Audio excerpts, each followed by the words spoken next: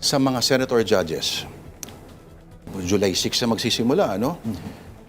Of course, legal issues, pero nagsalita kahapon ang prosekusyon at sinabi nila na ito na yon, ampaw, tunog lata, walang laman yung mga pinipresenta daw na mga evidence, pati mga ni someone to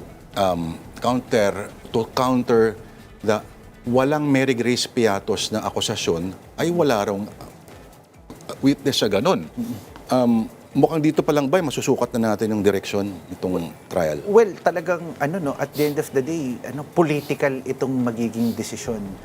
It will reflect if whether they are re-electionists for 2020, and that's the reality, kasi kung titignan natin, very polarized pa rin din sila. That's one. Number two, it reflects the kind of political system that we actually have in our country that is very personality based. Nawala yung lakas ng political parties natin, and in terms of looking at principles, and more importantly, because of this personality base, the manner by which how they would evaluate the objectivity and at the same time the nature of the cases and the nature of the evidences that will be presented to them.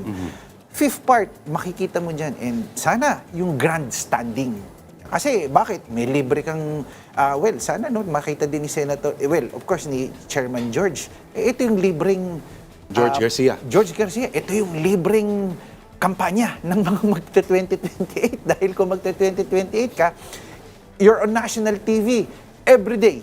So you're trying to promote yourself in a way. May libre kang media mileage dito. At depende to kung paano ka tumayo, paano mo titignan yung sarili mo, at sa lalim ng mga itatanong mo dito. So, at the end of the day, doon mo susukatin. At it mirrors and reflects the kind of political system and politics that we have in our country.